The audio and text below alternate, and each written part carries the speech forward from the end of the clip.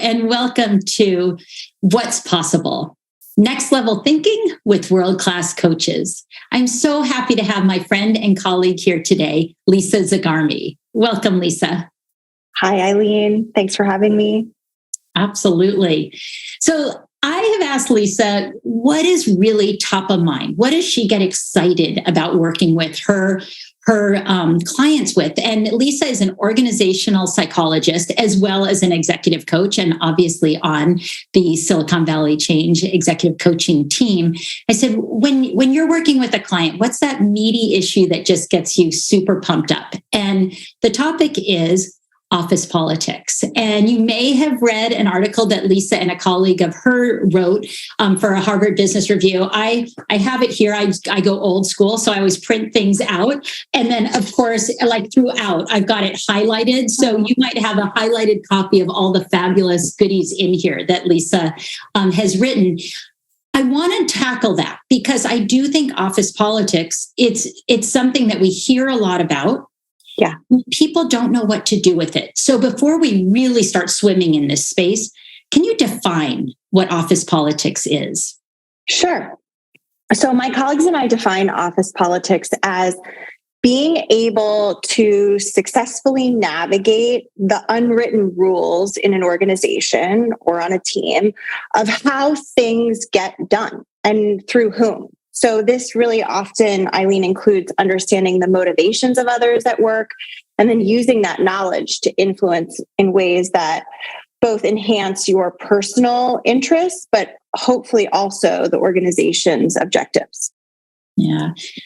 I highlight that unwritten, and I think that's kind of a key piece of it because it's unwritten. So you're showing up thinking you're doing what you should be doing, thinking that you're whether it's contributing, whether you're sharing what you're working on, whether you're sharing successes, whatever it looks like, but you don't even know that there's all these rules circling around you that nobody's talking about. Right. They're really patterns of influence. It's how things get done through whom. Mm-hmm. And so they are unwritten because they're sort of in the ether. They're part of the unspoken culture. And I think one of the things that I'm excited about in terms of politics is that a lot of people have almost this allergic reaction to that word, politics, right? They tend to think that it's something dirty, something dishonest, something actually that's stressful and that reduces their job satisfaction. There's just a ton of research out there that says that people think that office politics are stressful and really deplete them. And I'm excited about this topic because I think that the game can be played honorably, intentionally, strategically, in a way that helps you retain your power and achieve the organization's goals. And I'd rather see my clients and the leaders that I work with be players in the game of politics that's happening around them, regardless of whether they want to engage or not. I'd rather have them be players than pawns. Yeah. Well, and I like what you said, being able to do it honorably. And one of my thoughts were for people who are watching this or listening in, just even when we say office politics, their skin might bristle. And I think it has that effect of, that's not who I am. That's not who I want to be. Right. And we shut that down immediately. Totally. People think it's fake, that it's onerous, that they roll their eyes about it all the time when I say that word, right? They sigh. It's like it feels like this obligation and this burden of work, but it's really how work gets done. And they're cynical about it. Some of them are hopeless about it. And I think that's because those feelings are associated with beliefs about politics that are unexamined. Mm-hmm. And that's where I think that there's power for people to reclaim. Yeah. Well, and it goes, and obviously, and I forgot to mention this in the intro, you have your master's in applied positive psychology as well. And we talk a lot about in the world of psychology is the stories we tell ourselves. Right. So we have well-worn neural pathways around this is what office politics is. And then here you come in as a coach or as someone who's writing an article saying, hold on, everybody, stop right there. So let's start to create a new, healthier version of this story. Right. Or let's just look at the beliefs that are running under sort of our understanding of politics. And are those beliefs accurate? Sure. And are they constructive? Right? And do they give us power or make us powerless? And that's what I'm interested in. Yeah. How do the beliefs serve us? Right, exactly. Yeah. So I know the article even talks a lot about, and every time I say the article for those who are listening, again, it was in Harvard Business Review. It's called How Women Can Get Comfortable Playing Office Politics. And it's January 19th, 2022. So if you want to reference the article that I'm referencing, this article is about women. Let's talk a little bit about that, because it's easy to think this is a woman's issue or for groups who are marginalized. Any thoughts on that and where men fit into this picture? Yeah, the research shows that men hold these beliefs as well, Eileen. The research also shows that women are disproportionately affected by some of the behaviors associated with playing politics. So it's a double-edged sword. Like, many men also feel like playing politics is fake or dishonest or messy or something that they don't want to do, right? So they hold a lot of the beliefs, but unfortunately, women are disproportionately affected by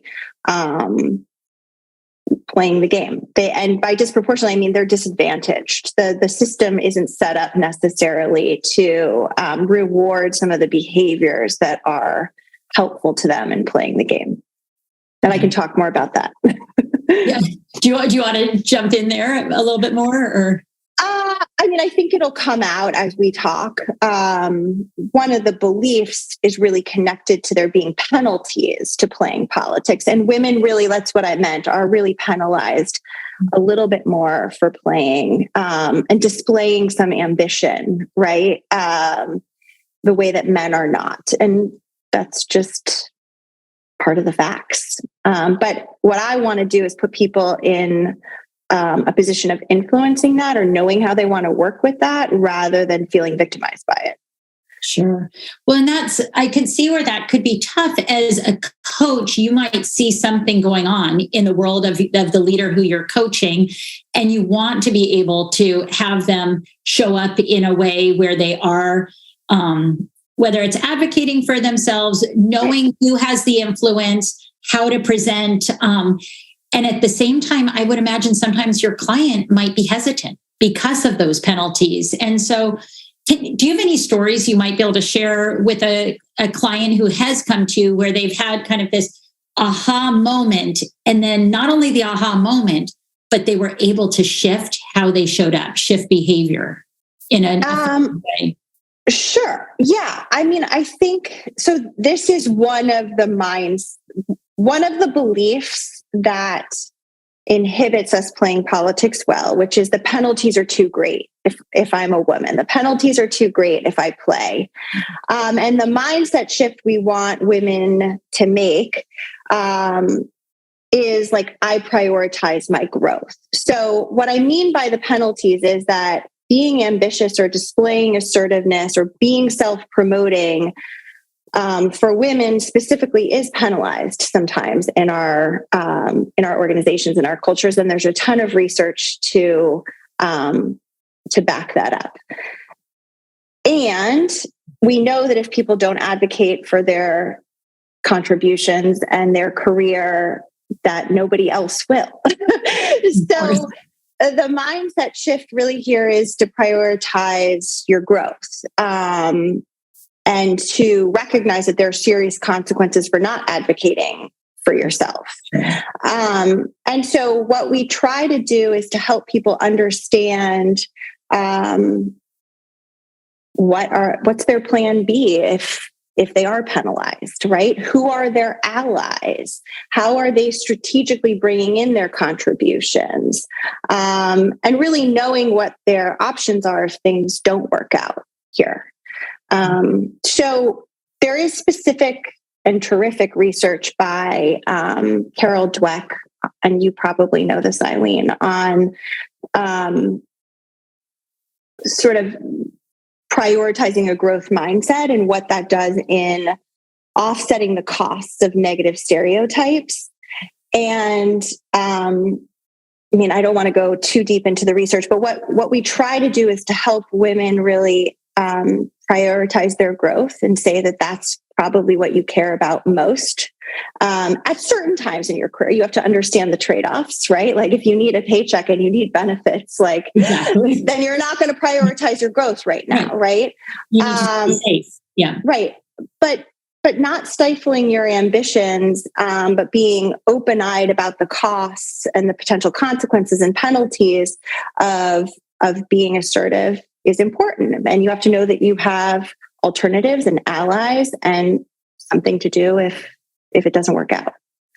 This is, by the way, taking the hardest. I just wanted to start here. This is taking the hardest belief and mindset shift. We started with the hardest first, which is unusual, but fine. No, I think it's great because I think it's easy for us to go to the worst case scenario. So we've just tackled the worst case scenario. So I like it. And what I love that you said that I just want to kind of underscore is there is risk when you don't do it. We often think of the risk when we do something, but we forget to realize there could be detrimental consequences by not stepping up and showing up differently and really starting to think about who is in that circle of influence. How do I again, I keep using the word advocate for myself, but I think so much of this it's advocating for ourselves in a way that works within the system. Totally. I mean, that's one of the beliefs too that limits people in terms of playing politics, Eileen, which is my work should speak for itself. And that's just not true. Like people don't have enough time to be thinking about your work. It's actually your responsibility to show how your work connects to theirs and to speak to your contributions and how that's furthering the team and the organization's objectives, right?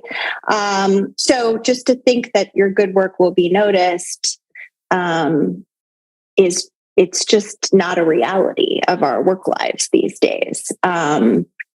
So anyway, I'm glad that you talk a lot about advocating for yourself because it's a mindset shift that people need to make. We don't live in a meritocracy.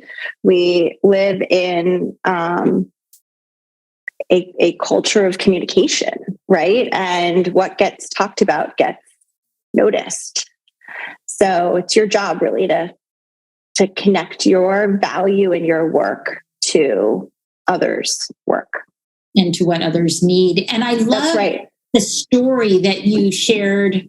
I'm calling it a story. It was a story in the article about the woman who, senior leader in that new role and spending the beginning of each meeting where she really would connect the dots to her work and then those on her team. I might be mixing up the story ever so slightly, but that's another thing that as women, and this is a gross generalization, but I will still make it, we tend to be very relationship first and building those relationships. And so also capitalizing on those strengths of relationships, knowing what the other people in your world need, how you can best serve them and how what you're doing is feeding into that. I thought that was a really powerful example in your article. Yeah, you just summarized it well. She's the VP of HR for a large global communications company, and she had to train her team of HR business partners to show their value to the units that they supported, especially her junior staff members, right? And she just couldn't expect them to know how to do this. So she spent time at the front of her meetings really teaching them how to explain how their work was driving business unit outcomes. And that's political work. And it takes a mindset shift of like, oh, well, my work will just speak for itself. It's not true. It's like, I got to make this explicit for people.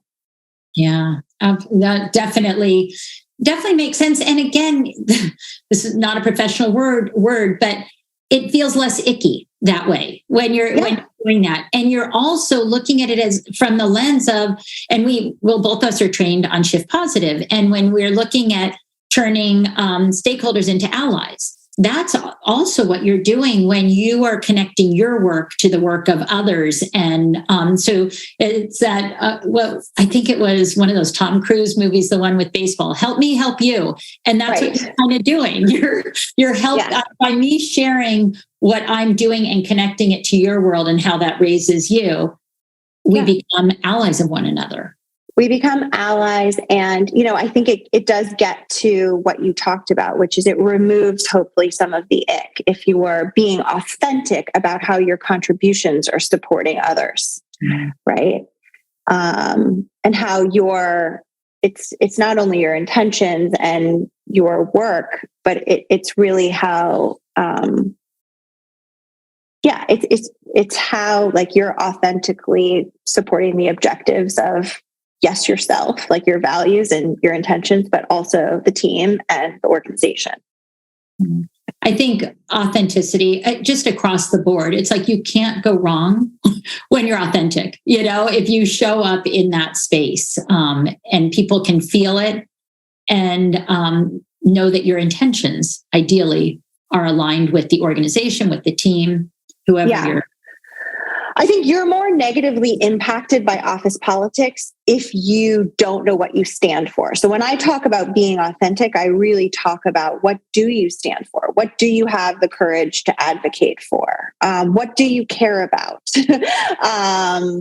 What are your values, right? And how do those values show up in the work that you do?